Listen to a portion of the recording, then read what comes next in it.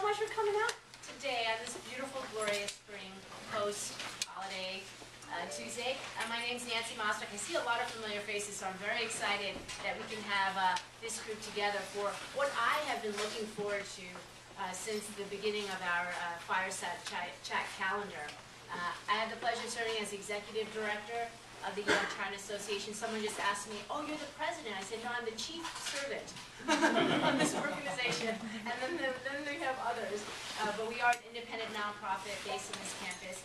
And we really love this opportunity to come to the surface and share with you some of the events, the activities, the individuals, the stories we've come across while we do our work in China. And this is a perfect example of that situation. I was in our Hong Kong office. Yale-China is registered in Connecticut and in Hong Kong for about 3.5 months, from June through September.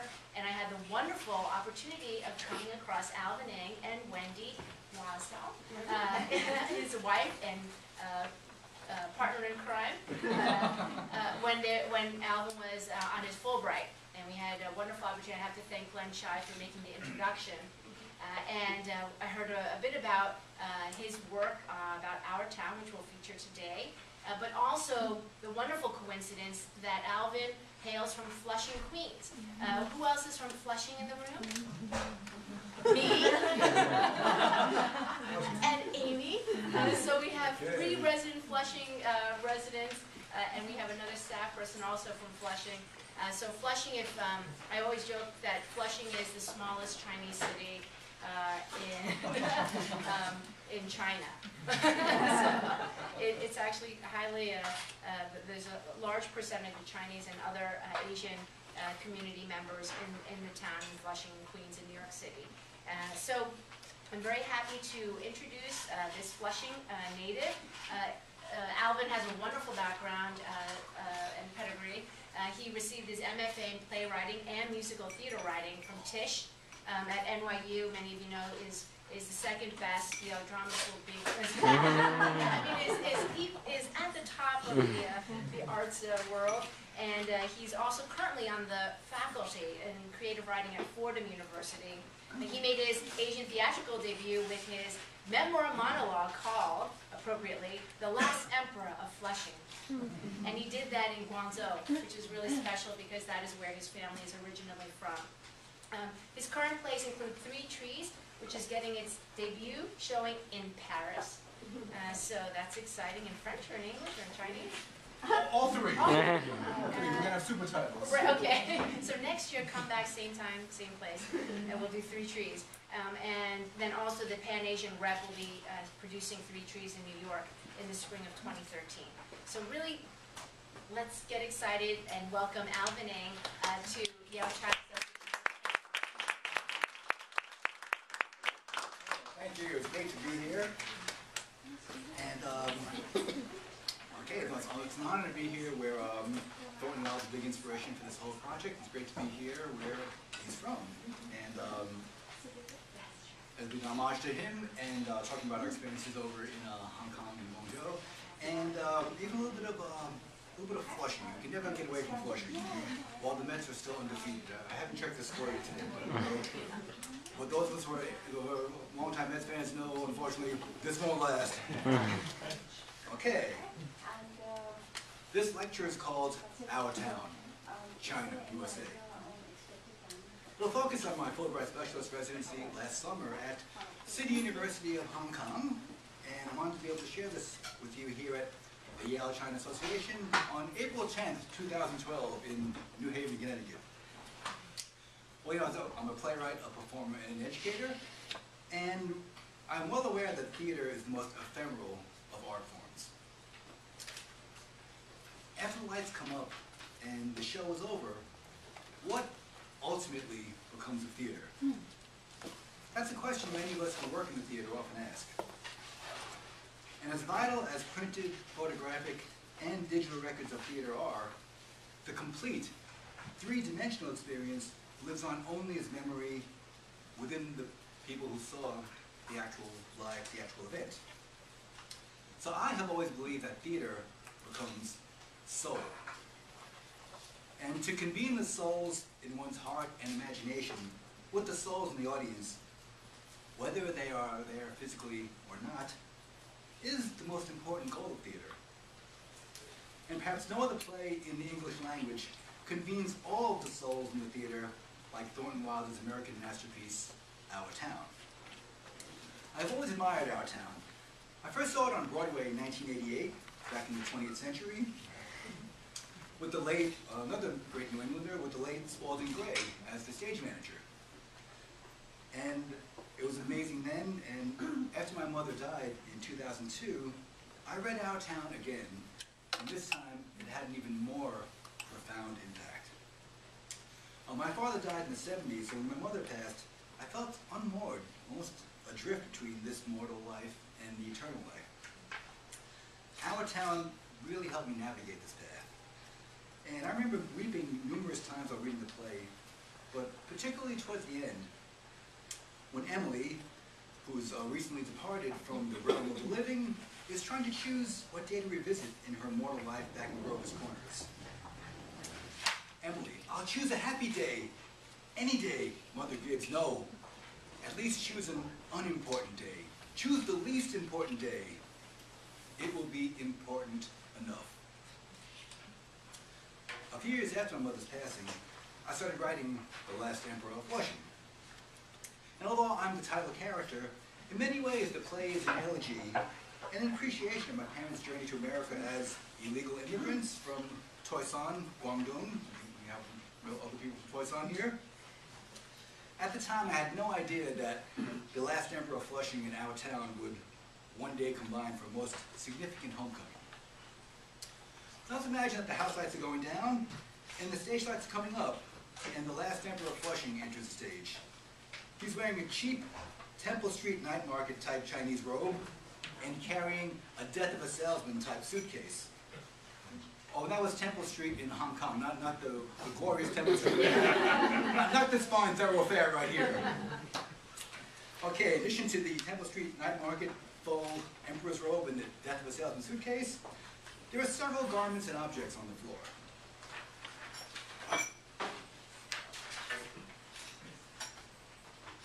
Oh, I didn't know anybody was here.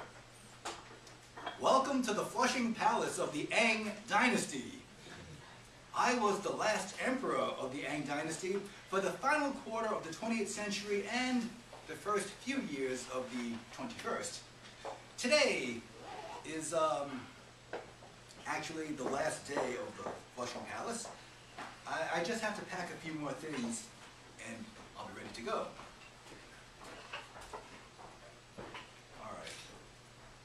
I wasn't really an emperor.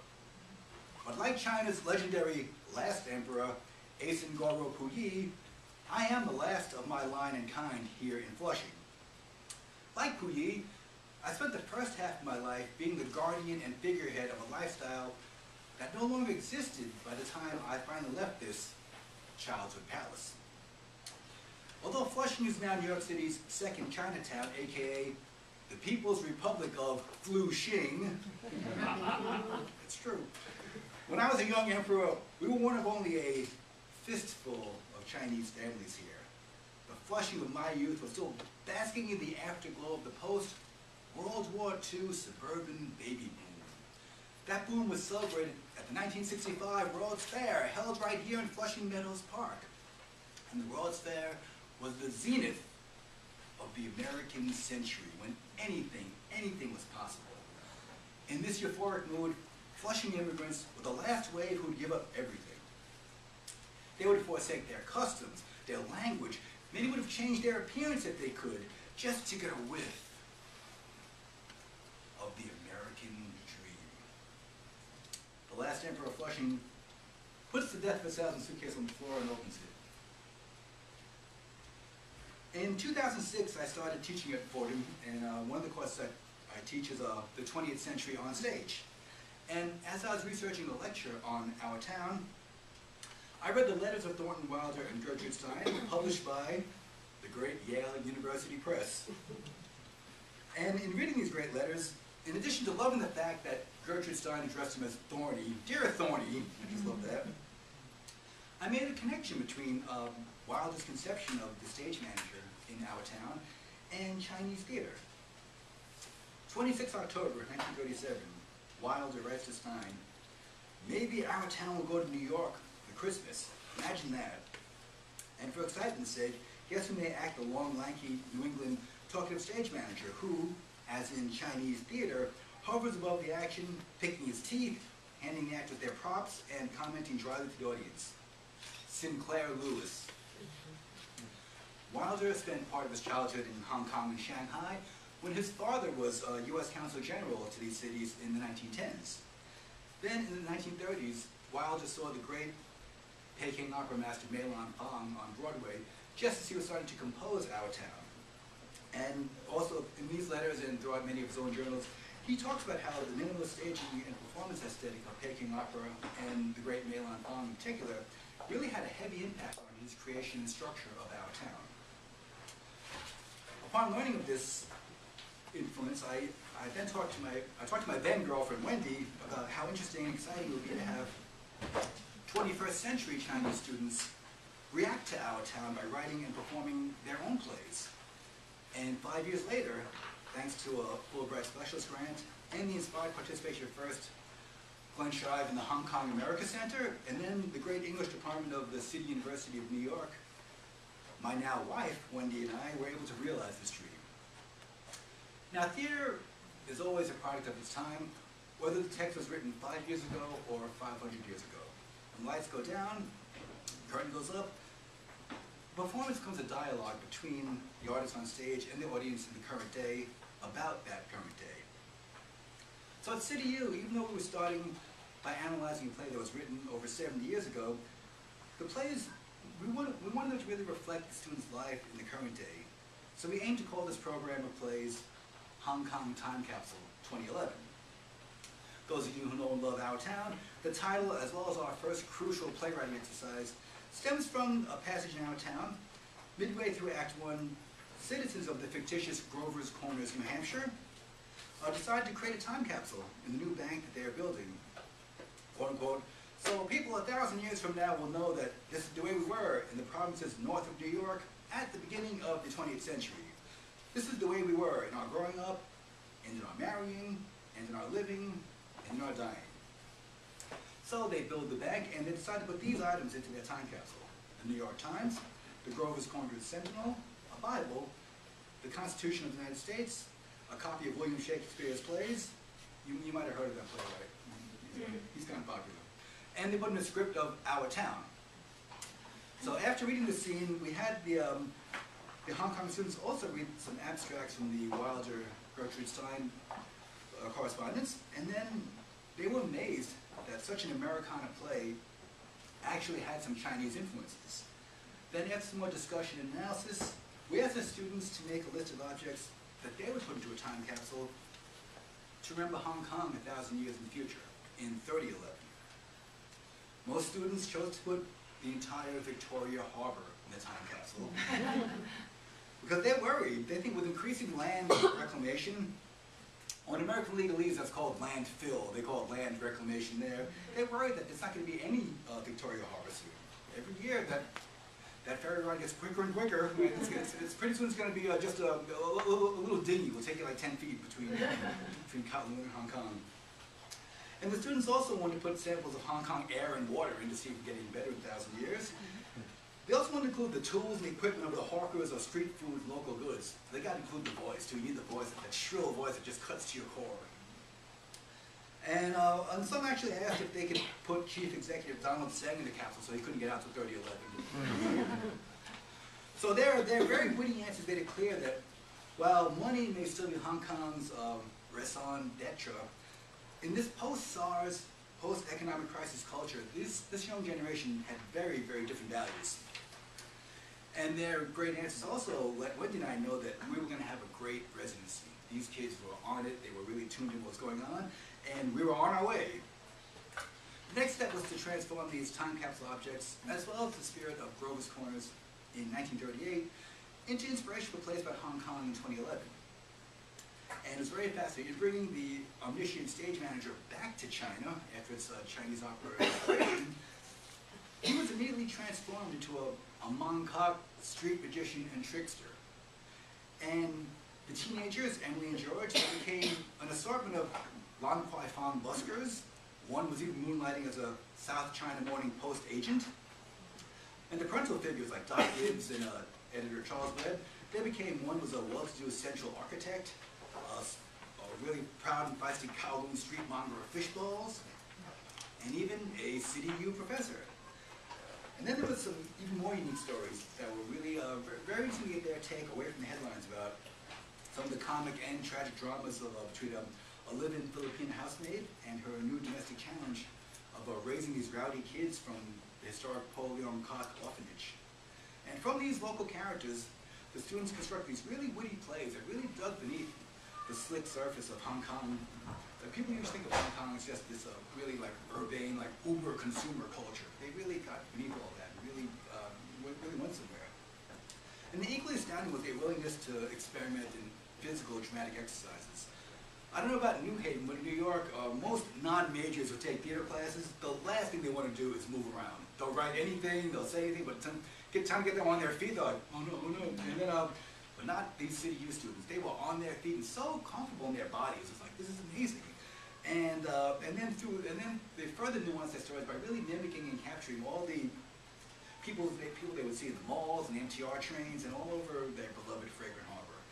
So they were equally comfortable in this new physical, visual vocabulary, as well as in their new theatrical experience.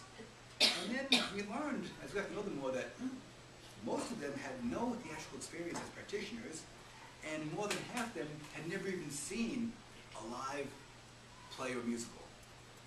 And they were writing their plays in English, and then of the 18 students, only 2 of them spoke English as their first language.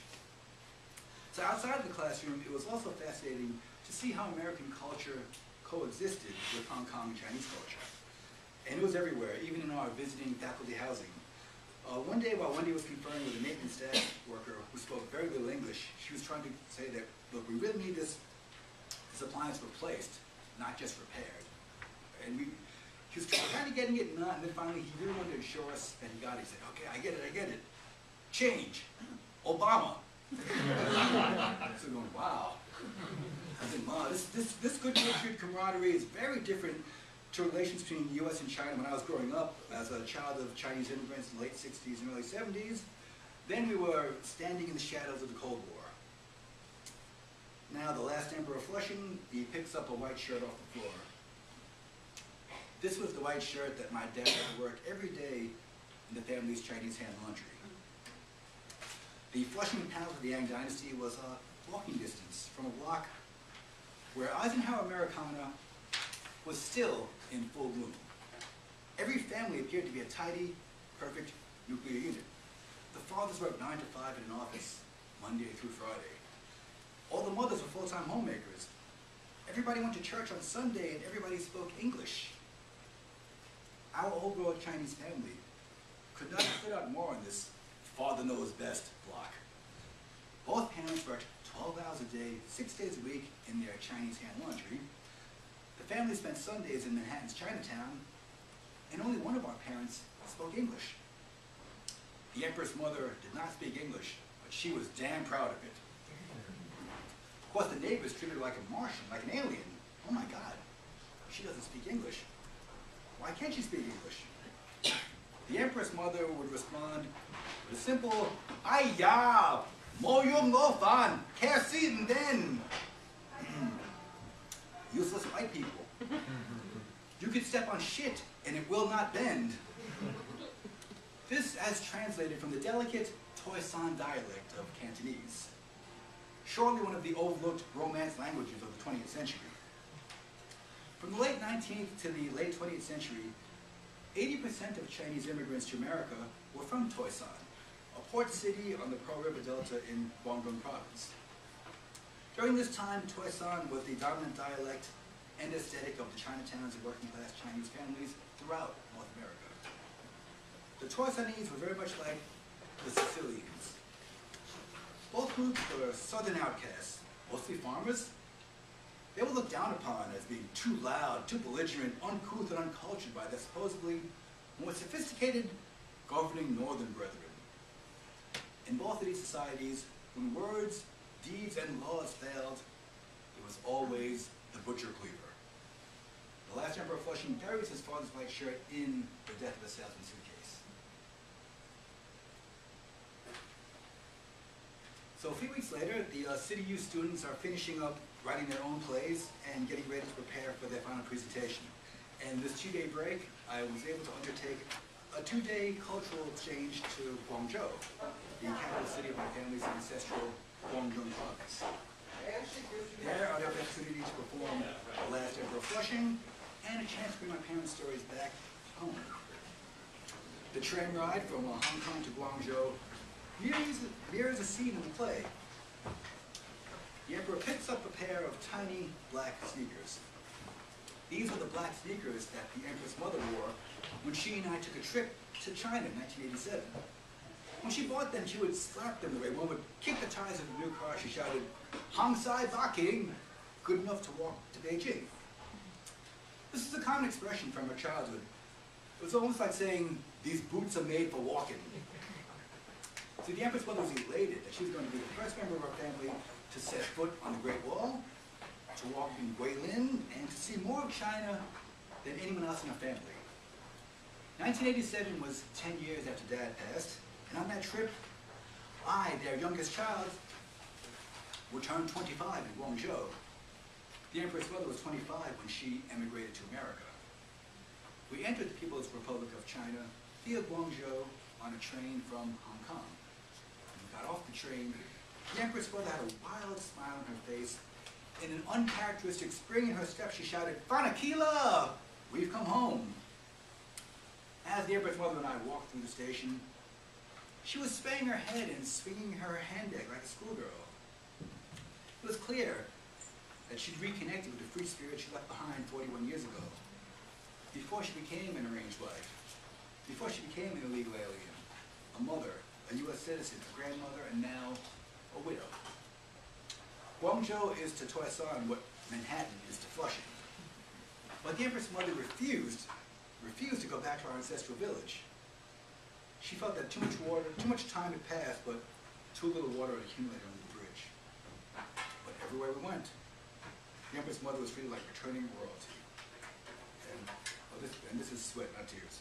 Well, we're getting close. My experience of reception led to a very different sort of homecoming. From the moment I arrived, I was acutely aware that I was in my mother's land and not my motherland. The Emperor buries the tiny black sneakers in the Death of a Salesman suitcase.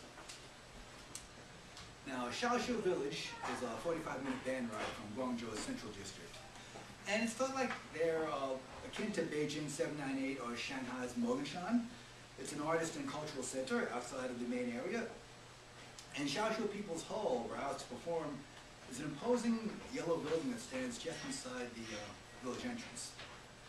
Though only built in the 1950s, it resonates with a lot of history. Of course, there's a big red star prominently over the entrance, and that underscores the structure's like Soviet-style and austere architecture of the period, and its original purpose as a great leap forward production space. As we enter this long, cavernous People's Hall, the consulate staffers tell us that this was a hands-on meeting hall during the Cultural Revolution. At the far end of the football field length meeting area, there are a few red carpeted steps. They lead to a concrete platform about 5 feet off the ground. And in its day, I imagine that this narrow platform must have held a dais full of Chinese Communist Party officials who are meeting out the day's party line. And all along there, above it and on the side, is flanked by a lot of Chairman Mao quotations, and I found out later that these were his Great Leap Forward quotations, like exhorting the Chinese people for greater production, greater will, and I'm thinking, wow. All I could think of is what went on here during the quote-unquote hands-on Cultural Revolution meetings. So I look at this, and I try to imagine things, but then I open my eyes back into 2011, and all you can see are aisles and aisles of paintings and photographs.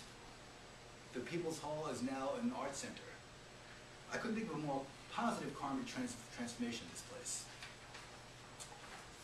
The performance that night got off to an inauspicious start. There was makeshift audio equipment, and the second I started speaking, like there was booming voices everywhere. There was feedback, and if I was Jimi Hendrix, I would have been fine. But I was trying to give just a dramatic performance. But then we figured it out, got it all settled, and then everything went very smoothly. It was everything I could hope for. Every movement, every line, every word, it had such a deeper meaning, because there we were, performing this in one of the cities where my ancestors once roamed the earth. The Emperor is now reclined on his New York Mets beach chair that serves as his throne. He's bathed in old-fashioned flickering cinema light. The Christmas after our trip to China, the epic film The Last Emperor was given an Oscar contender's holiday weekend release. I took the Empress Mother, and there we were. Watching a Hollywood epic film about the last feudal leader of our ancestral homeland in a movie directed by an Italian filmmaker. We silently oohed and awed at the Beijing sights we had seen some before, then came the scene. It's 1967.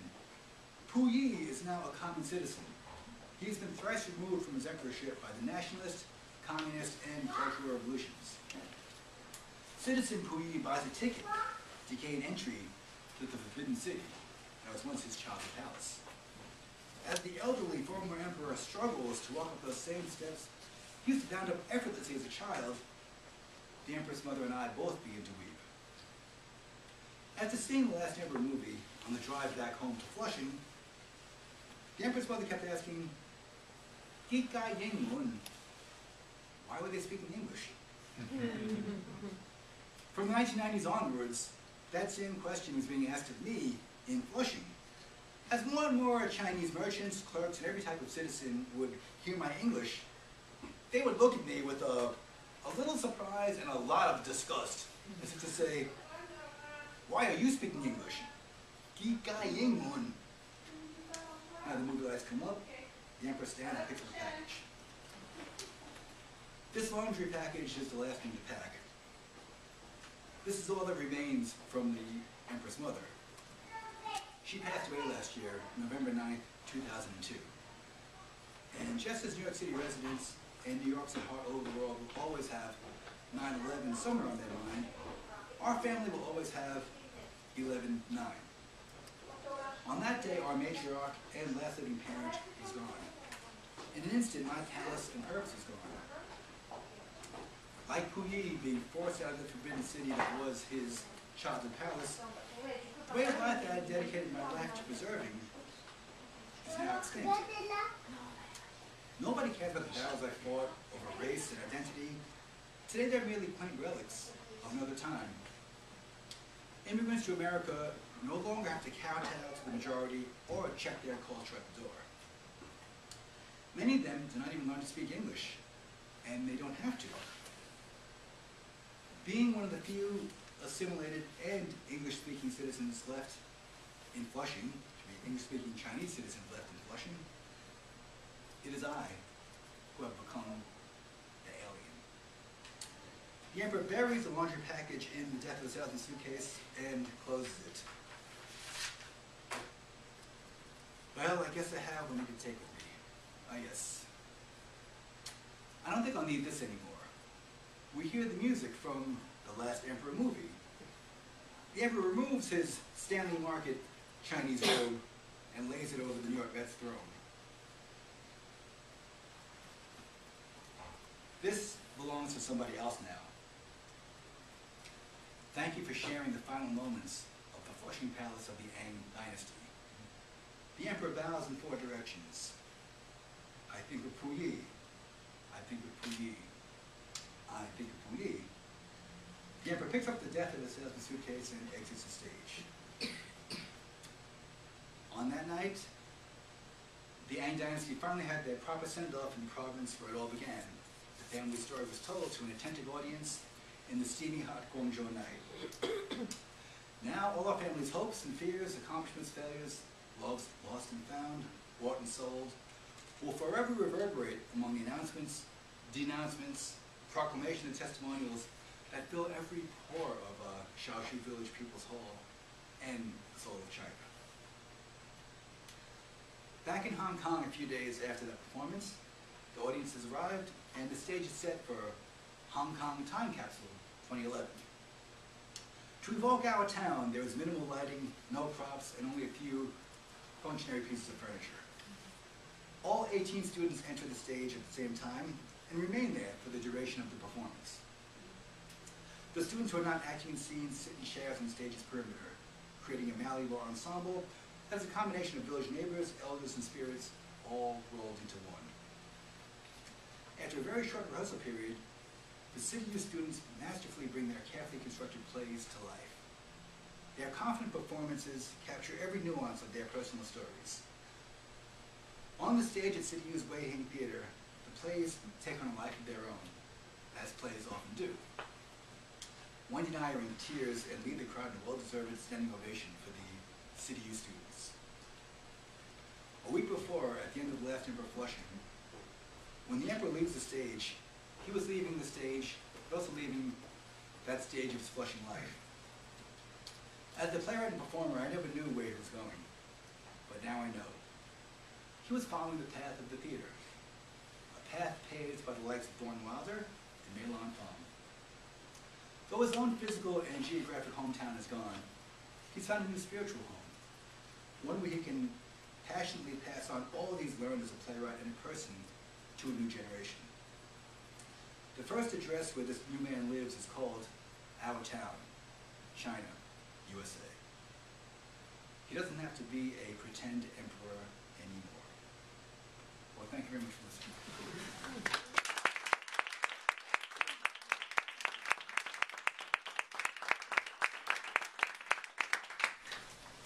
That was brilliant. You know, prepare your questions, and maybe I'll start off with a few to Alvin. But you know, please let's have an open conversation. I think anything is game. Is that right? Oh, sure. Any topic is game. Yeah, my wife's right here. Yes. And Wendy also might field questions if it might be appropriate. You know, that was so wonderfully structured, and I love being a part of your audience, and that was, I really enjoyed that. I'm wondering, I want to ask a question though that was flowing throughout your piece, which is references to your ancestral home, references to your relationship with your mother and also to your father, your personal Asian American identity. I'm wondering on the topic of filial piety. It seems as if you're American born, is that right? Yes. Native, right. So you're American. Tuxing. An ABC. It's more a fine way of referring to us. But you've assimilated in many ways, as you sort of reference. And actually, if I might step out and say, you've pursued a path which is a slightly unconventional for some immigrant children. So in some ways, it's been quite different from the stereotypical law, doctor, medicine, or business route. So you pursued this arts career, and yet your writings is quite a bit about your relationship in this ancestral home. How would you assess your sense of filial piety? And do you feel you make references to sort of your life now on that end with your mother passing, your identity and some of that present day. How would you talk about your relationship with your parents and that obligation, that sort of sense of filial piety that's so deep in the Chinese cultural realm? Absolutely, it was bizarre. Like, I think, like the probably maybe seen the church, but it was bizarre growing up when we did in the late '60s, early '70s about in a household that had an arranged marriage, and there we were like in the sexual revolution. There we were in this house that was so where there was like 110% commitment to the family in that bond, but not much emotional commitment to each other on that level. And so it really it's a very complex situation to comprehend. And so it made me feel very strongly for them. And then of course, everything changed. My father passed early, so suddenly, and my mother was a single mother then too. So it was very different. So that like everyone, I didn't know, even though we were out from my overall Chinese family, I wasn't that strong much before my father died. After everything changed, and it became a very unique relationship because I'm the youngest of 5 too, and so everyone was already scattered all over the country, all over the world, and then so I really had to take care of her, and then when she slowed down later on, like so many of us, I'm sure you have had to be a caretaker for an elderly parent, and so that it took on a lot more actually as an older person too. And that ran very strong. And then after a while, as you know, sometimes these things they become your identity. And then when it was over, I really felt like the last emperor. I really felt like oh my God. But, we came to our place from a very, very, very different route, but still, like I was trying to preserve all that and then what we went through, and then it's just gone. So out of that emptiness and just the fortune of having to go back to the great work of Mr. Walker too in that time. Let me field some questions. I don't want to hog up the speaker comment. I think there's something on the tip of your tongue.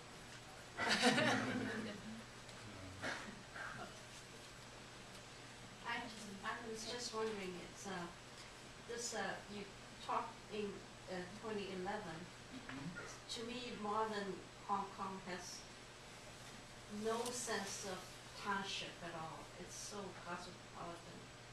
It's so it'd be very interesting to see how you integrated these elements. To me, it's all commerce and But a few things are happening. Actually, we were there. It was a very interesting time. We were there for July 1st and July 4th. And July 1st is supposedly the Independence Day. It's just a day of great protest and amazing street theater. Actually, amazing street theater. And at least most of the students we can speak to, they miss London. They wish that they were still under London control. Actually, control of London leadership and instead of Beijing leadership. And I think that's a good thing. If there is a silver lining to the international economic crisis too, between that and SARS, the younger people of Hong Kong are seeing the world in a very different way because they on both of those intense levels, they know that it's not a given that they're just going to go into fill the shoes of the previous generation like has been going on the deep finance level for so long. And so it's very interesting to see that. So I think that we were showing that, and I just think no matter, I think no one can read our time and not react. So they'll make things. So I think this generation, because they lived through that, grew up on both of those things, very different now. Yes. Did your mother get out of Flushing much? What I mean is, did she travel when you said you had brothers and sisters, I guess, all over the country? Did she visit them, and how did she feel about about leaving Flushing, and then other cities that she visited? Oh, she would get around a little bit. She would get around, and no, she really liked to stay close to home too. In other words, yes. Flushing was her home. Absolutely. And leaving there was, even to visit, was probably a hard thing for her. No, it really was. She really liked her home bed, her home, everything home. She liked her home, all that. So, yeah, absolutely right. So would that be common to many non-English or American-speaking immigrants, do you think? I think at that time, because I think also just the whole concept of immigration has changed so much, of course, from that time to now. I can answer that. We have a friend who graduated from MIT, thoroughly American, grew up in Poughkeepsie, New York. The parents moved to Flushing when they retired. Instead of going to Sichuan, they've decided to go to Flushing. It was Flushing instead of Miami Beach. Yeah, right. Yeah, and this is very different because the last Emperor Flushing was written in the pre-Jeremy Lin era. So things are very different now. That's true. Mostly Greenland. How has your playwriting approach changed or morphed at all after your Fulbright period in Hong Kong? It seems to be been quite a reflective and therapeutic in some ways experience, having done the performance in Guangzhou especially. No, it really was. It was like a rebirth, and it really and also in many ways too. I think the opening. This is a big step in that too. Being able to process all that through this piece too, and I think this might be the next memoir monologue play now too, where we really helped. Like, I really felt that. Was able to process so much that when right in the last time we were Flushing, processing my parents passing, and then also in that time we got married a few years before that too. So all these things went on, and I kept thinking after when Al came to play and in my life, he's packed up the Flushing house. He's more on the ending of that family, that stage of his life, and he's walking into the void, and so at least he's accepting that everything he had is gone, but he doesn't know what he has now. And now, yes, it was great to really bring that back. It was just coming on that angle was great. That having him study a great American work that was influenced in part by a lot of Chinese culture and theater really helped bring a lot of things full circle, and then coming there in that way too. And then getting to perform in Guangzhou was amazing. Like in writing, like we were growing up, we never even thought, at least that's American, ABC's American-born Chinese. We growing up again, like with all due respect to the Four Tops, standing in the shadows of the Cold War, some of us thought we'd never even get to travel to China, let alone ever get to go there and tell our stories in English. And part of my joke is it was an experience beyond words, literally, in one sense. But of course, the concerts, have a strong, a very dedicated English language audience. And one thing was very touching. One family, they so want to expose their daughter, who's at the most like 6 or 7, to all this international exchange. I did 2 events, one at their center, and one thing was funny, outside of the center there were these, almost like sentries, there were these 2 cardboard cutouts of President Obama and Secretary of State Clinton. They're standing like, almost like sentries there. But they should have like the Chinese lines, they should have the ball in one of their hands. They should like Photoshop that in under, We actually have one right here.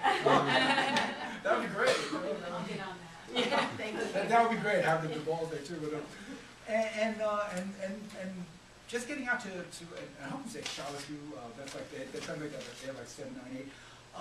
It's like a 45-minute car ride and like a 90-minute public transport trek, and this family brought that little girl out there too. So it's just great to see, and also that was very striking too. The Q&A after both the reading and the performances, it was like hungry. They really wanted this exchange. It was like. So it was very good, and you're right. It did bring up a lot of things. Really gives more international scope that way too. Questions? Yes. What was it that drew you into the first? Question is, what drew Alvin into the theater? Oh, I guess like so many. Like so many, I shouldn't say, well, at least of my generation, like so many of the theater performance artists at that time, we're just failed rock and rollers. And we found out the hard way that we love our 3 chords and 1.5 singing notes, but the audience doesn't like it as much as we do. But we have a little more facility with words, but also just a love of the stage and how the transforming power of the stage. So that. I think a lot it was like a rite of passage like us. So just seeing how things are so different on the stage, and so that led to playwriting and theater. So that's how I came to that. What was the biggest adjustment you had to make in terms of teaching the students at CityU in Hong Kong? Oh, one was a lot less attitude than in New York, so that was a positive adjustment. I was like, wow, look at this. I was like, wow, can you believe this? There, no questions, and so that, and it was very interesting too, because our jokes that we both come from former British colonies, so we have that we have that common ground, but also I think because it's Hong Kong and not even though that it's still doing like 2 systems, 1 country, so Hong Kong, I'm sure all Northeasterners, but definitely New Yorkers feel very comfortable in Hong Kong. So I think I imagine it would have been a greater adjustment. Actually, I did do a lecture at Guangzhou University. That was we were just there for like an hour, but that was very different. So I can imagine it wasn't as big an adjustment in Hong Kong as I imagine it would be in I guess people still make that delineation by going to the mainland. Yeah. So it wouldn't be that different. But Hong Kong, they were great. I mean, they really were great. And I think that we were creating our own space too. And I just finding this angle between calling it our town, China, USA, really gave us a common ground to work with too. So that was. I haven't been to Flushing for quite a few years, but last time I went there, my impression that it's almost like a Korean town instead of Chinatown. Right. I wonder how do the resident Chinese feel about losing grounds to all these because of Koreans in that space, you know. I don't know what if I know you that have any, there's going to be rapid secessions going on, you know, all over Flushing. There'll be all little fiefdoms going on. No, no, and absolutely. Everyone has their turf, and it's just get around there. yeah. You know, and it's very different. Like I read about that, but it's I guess this year like I go there, but I haven't lived there for a while now. So it's a very different thing. So but also sometimes, you know, I think even though immigrants still it's a very different thing now. Like I think like our parents especially, like when people of that socioeconomic class, when they would come to America, they were dropping the anchor. They were here. In one level, they probably couldn't even afford to go back because now it's not like now where you know just use a credit card for 3 months, you have enough miles to go back. They didn't have mileage plus plans then. So it's a totally different mindset when they came to America. Is there a Chinese mayor there, or? I don't think there's going to be one soon either. No, Follow some of the John scams. Liu, yeah, John Liu scam. But I think Annie Lin, our arts program fellow at Yale-China, has a question.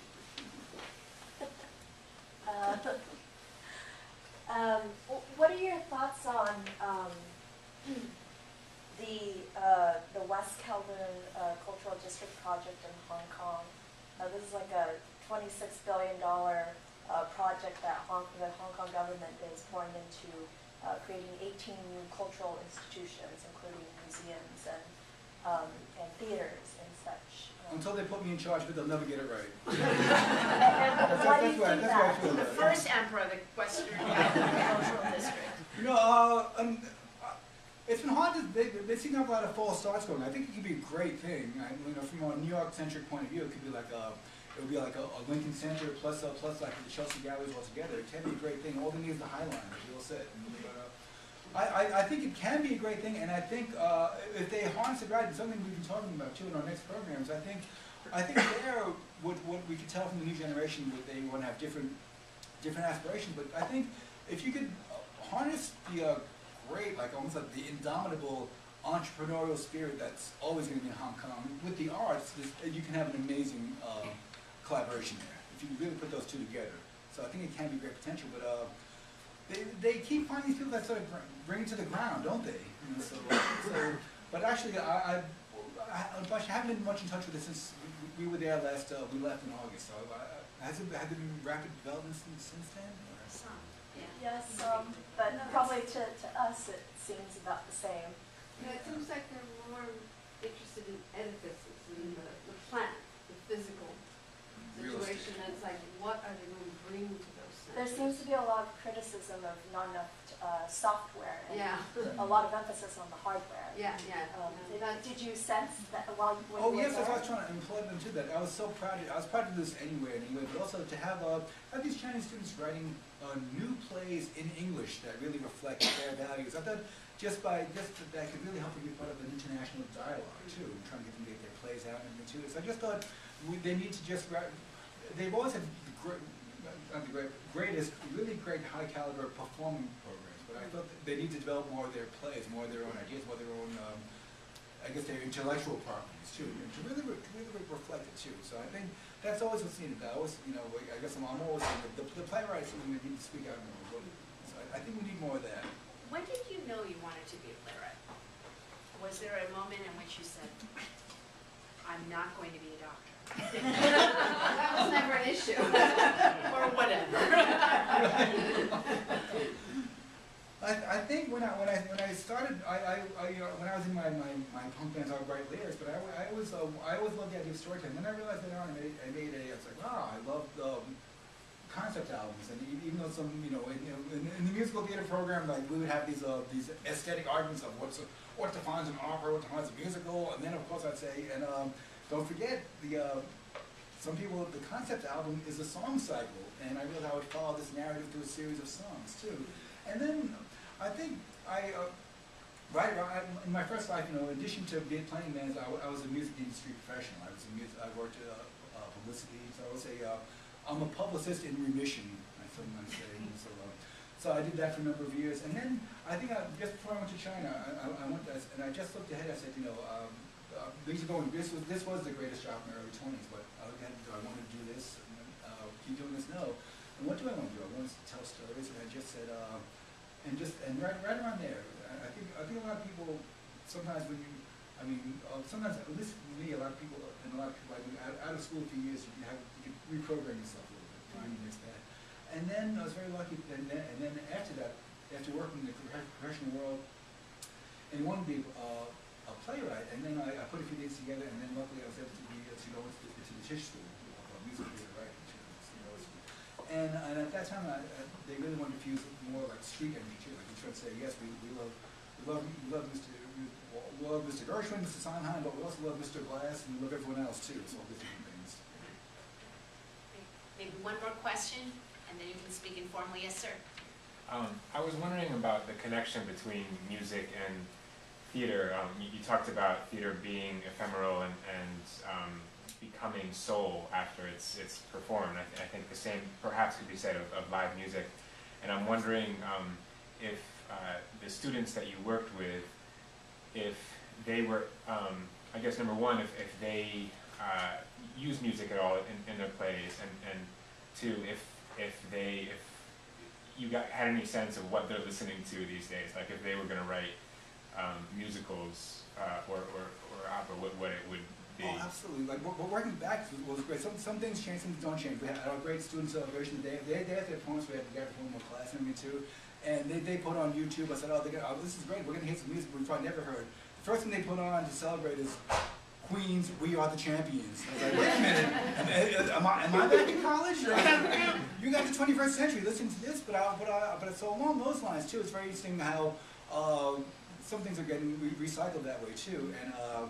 There's a few things going on. Of course, the phenomenon of the jukebox musical is making things very different again now, and very same.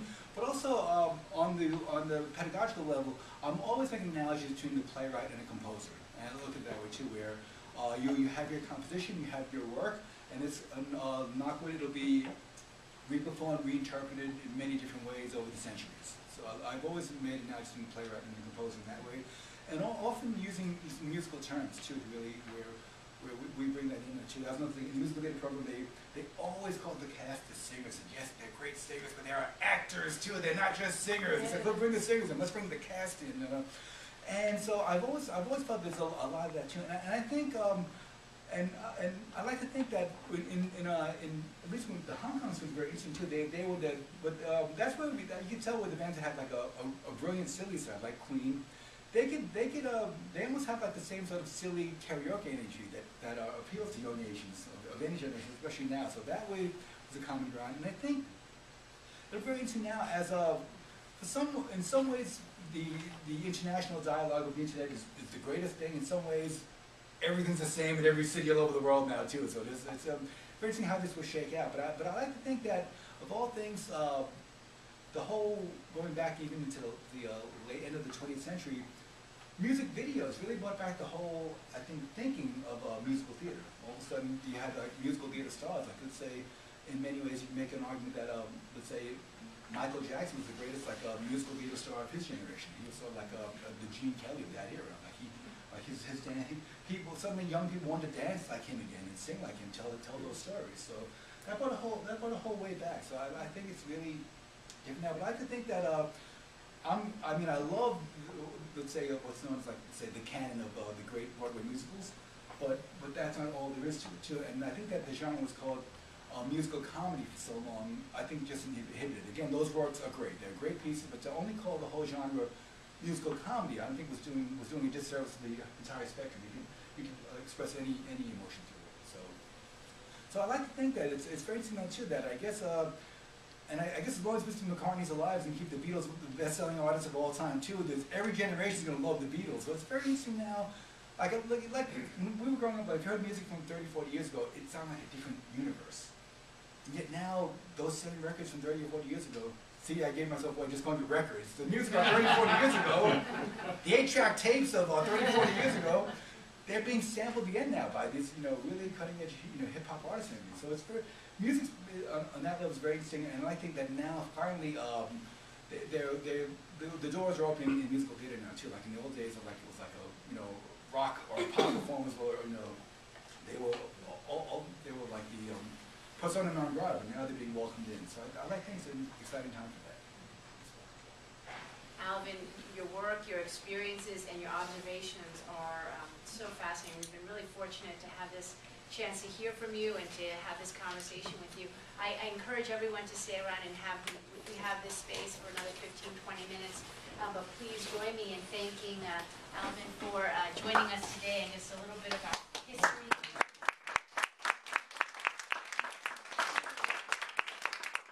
It was truly an honor to share this with you here at Yale, where the legacy of Thornton Wilder is so strong, and so much of what we come to know as American theater does come from that building a few blocks away. And we're going to produce 3 trees here in 2015. But also a big thank you to all of you for joining us. Thanks to Wood Creek Capital Management that provides a small gift to us so that we can run these. And also we have 3 more for the remaining part of the year. 2 on the economics and business of doing of working in China. And then we also kicking off with ending with a big finale with the former ambassador to Pakistan and the Philippines, Ambassador Platt, talk about his book China Boys, and that's on May 22nd. So we've got a great lineup, and this is wonderful to have Alvin and Wendy here today with us. So thank you so much for joining us. Please stay and help us finish those sugar treats, and I hope to see you at the next one. Thanks to Alvin and to Wendy.